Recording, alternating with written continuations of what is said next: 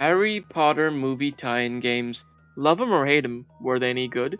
I will be taking a look at every single mainline entry into the Harry Potter video game franchise and critically analyzing each one. Disclaimer, there's like 100 different versions of each game. I'll be looking mainly at the console versions, specifically on PlayStation and Nintendo Wii. Also, people have quite a bit of nostalgia for these games. I did not play most of them, but I will specify when I have a bias, just so you know.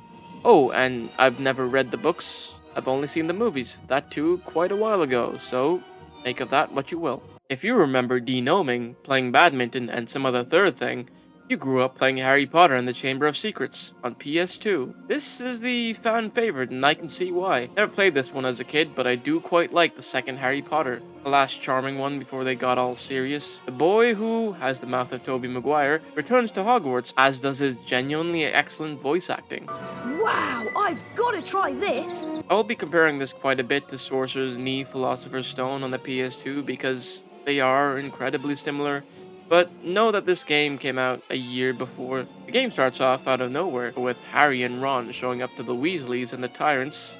Fred and George trick Harry into doing their chores. The game follows the film's story quite closely in some areas, but with far less subtlety. One part I thought that really worked: after the tutorial, Hermione sends you on a random exacerbated fetch quest. Okay, so I've got to go into the library on the second floor and get a copy of Lockhart's book, and then go out into the grounds and find my way into the herbology greenhouse to get the Severing charm. Well, can't you get him out, Hermione? Oh my god, Riddler strikes again! And the story just starts. Also, I didn't notice till halfway through, Dobby's not in this game. And then I remembered Dobby. Harry Potter and the Chamber of Secrets is an action-adventure game. It actually is this time.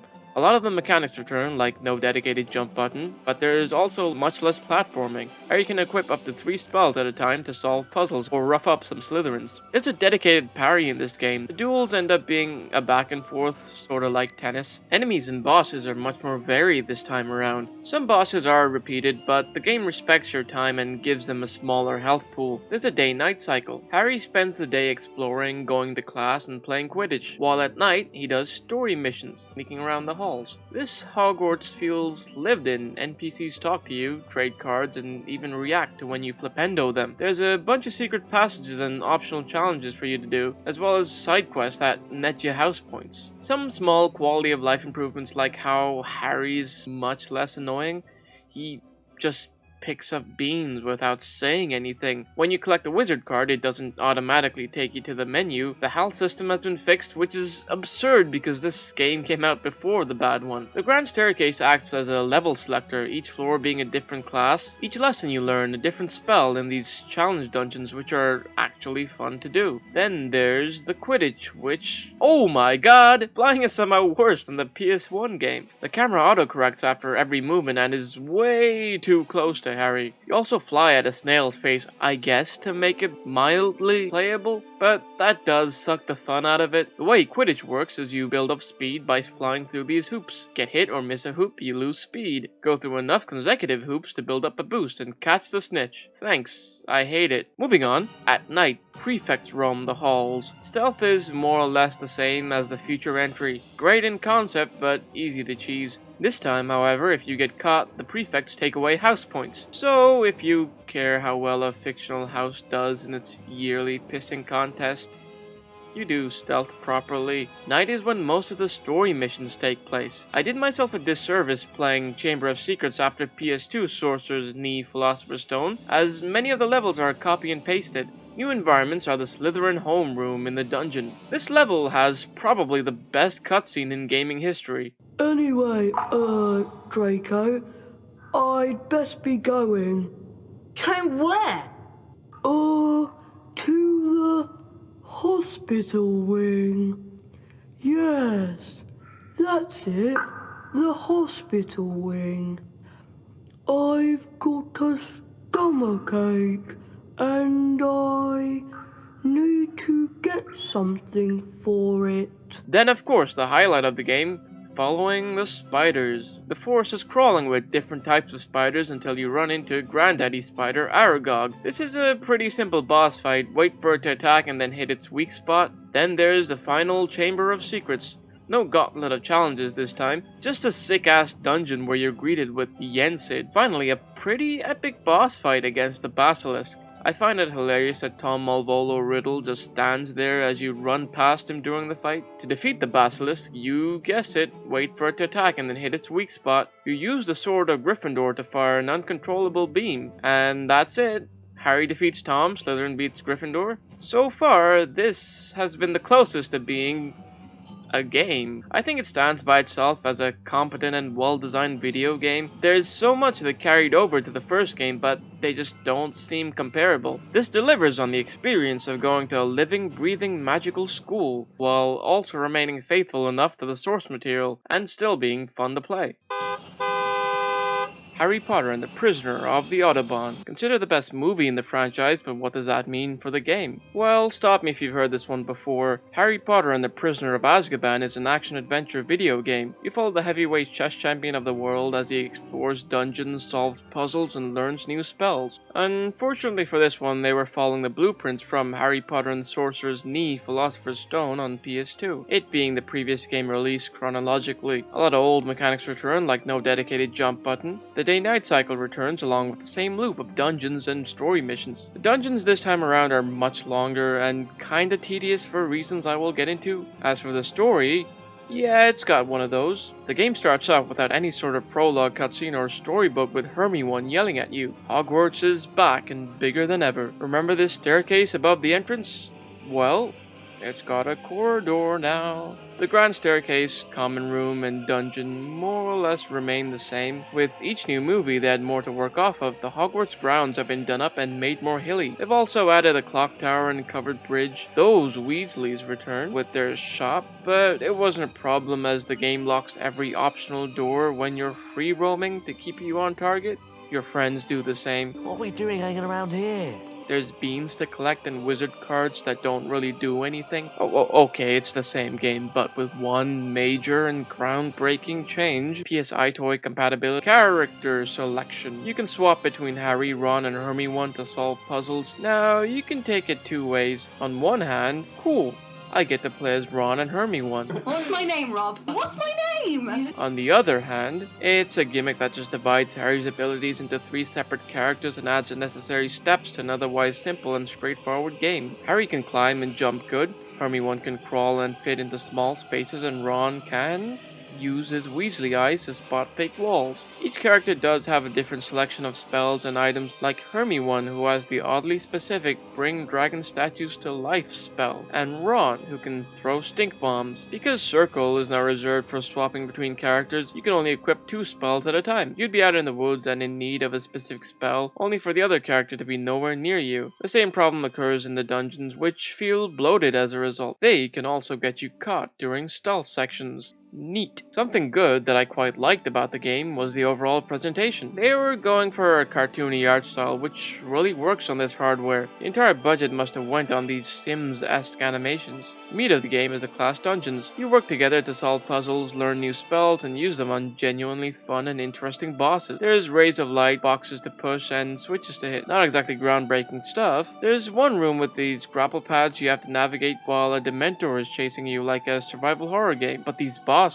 goddamn. You use your newly found spells to pull off or disarm chunks of them. They don't have a massive health pool, and it's fun. Wow, took them long enough. Can't wait to see the final boss. Enemies have had a complete overhaul. They range from these poison-dumping pixies to these shielded goblins to the iconic Dementors. Between the 3 playable characters, there's enough health to go around. Lepindo and Expelliarmus return as your attack and parry. Most duels play out with 3 of you ganging up on the Slytherin and mashing attack. Where it varies are the creature enemies. A lot of inanimate objects come to life, which is cool. You have these lizards only Hermione can take out, and these goblins who need to be disarmed before you can attack. Then you've got these dumbass poison pixies, the only enemy in the game that deals poison damage. The only way to stop this is by drinking an antidote, or just tanking it, as if one character is standing at the end of combat, the rest just get back up. Stealth returns and let no man say they didn't change it. This time you have these suits of armor with a cone of vision, and if you get spotted, that's it.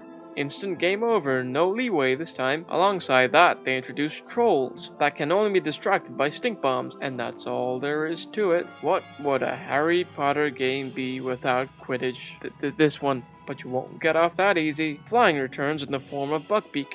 Ocelots are proud creatures. It controls sort of like a 3D Flappy Bird where you press circle to accelerate and gain height. If you don't, then you slowly descend. What can I say? It's an improvement, painfully slow, and the game requires you to be incredibly precise, but hey, most of it's optional. The game very loosely follows the plot of the movie. Saving Buckbeak and the werewolf showdown have been replaced, with Malfoy altering the Quidditch balls, Peeves, and dragging Harry to the front of the class. Yeah, randomly for cinematic reasons, the game makes you slowly drag a character. I guess someone must have thought it was fun. The game ends with Sirius going, "I was bad, but now I'm good." Then Expecto Patronusing the Dementors, then a really long cutscene, and you expecto some more. I expectoed some more. A boss fight against Lupin. We don't even see the transformation. Doing a stealth puzzle to free Buckbeak. I don't know. Is this really all there is? I'm not the biggest fan of the movie because it ends, then ends again. This game doesn't even have a single proper ending and I still don't like it. It's the bastard child of the last two games. The only new thing it adds isn't nearly as fun or interesting as the game thinks it is. Above all of that, it doesn't even let you properly play through most of the moments from the film. Whatever. Harry Potter: Quidditch World Cup is a spin-off arcade sports game about the fictional and intriguing game of Quidditch. This actually came out 2 months before Harry Potter and the Sorcerer's Knee Philosopher's Stone on PS2 under the EA UK banner, which is mind-boggling because the Quidditch here is actually good. I guess it's simplified. Here, you can't alter your elevation, so you spend less time fiddling with the controls and more time scoring sick goals. The game starts off in Hogwarts, with you selecting your team and playing through the tutorial challenges. I chose Hufflepuff because, well, Gryffindor are a bunch of jocks, Ravenclaw are a bunch of nerds, and Slytherin are really bad at being evil. Besides, Rob Pat's on this team. There's more depth here than I was expecting. So Quidditch, for those who don't know, is more or less 3-a-side basketball, but each team has 7 players for some reason. 3 chasers actually having fun playing the game, passing and scoring, the quaffle, and the goalkeeper, which is sensible. You then have 2 beaters, people who fly around with clubs, sort of playing their own separate game of aerial whack-a-mole. Finally, the Seeker. This is the sort of job you give the younger kid on the playground. It seems important, but really no one wants them on their team. So the Seeker spends most of the match doing their own thing and likely getting in the way, seeking the golden snitch. The totally fair and balanced ball worth 150 points, instantly ending the game. In Harry Potter: Quidditch World Cup, you mainly play as the chasers. You can pass, tackle, dodge, and shoot. What you can also do are these special flashy combo moves which build up your golden snitch meter. Once that's full, the match ends and the Seeker portion starts. Doing more combo moves fills up your meter more, which means in this section your Seeker has more boost, making it easier to catch the snitch. Excellent in concept, but the game is exceptionally easy to break. You can just spam the goal, taking it off the chaser immediately after scoring. In my first game, I beat the Ravenclaw nerds 5-10 to nothing. Just lucky, I guess.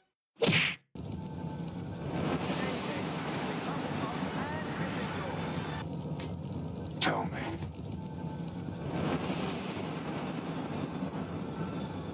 Do you bleed?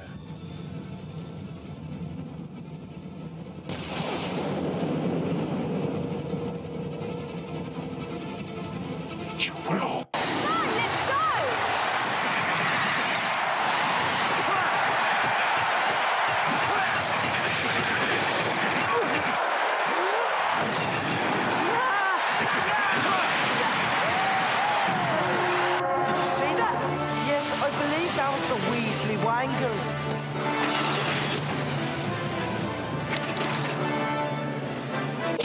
Almost every time you score, one of 7 or 8 cutscenes play with people celebrating. Build up your combo meter and you can do these over-the-top instant goal moves, which are enough to make the game worth your while. Once you beat the Hogwarts Cup, you move on to the World Cup. Everyone's here, England, Australia, the Nordic team. Yeah, they might have been going with the stereotypes here. I chose the Japanese team and, well... Japan's the best choice. We won't let you down. Each country has its own Quidditch pitch, and every team has its own tailor-made finisher. They change out commentators, referees, and even name every single player. Overall, as a spin-off game in a series of movie tie-in games, it's honestly pretty good. Let's hope this level of quality continues on our perilous journey through these games.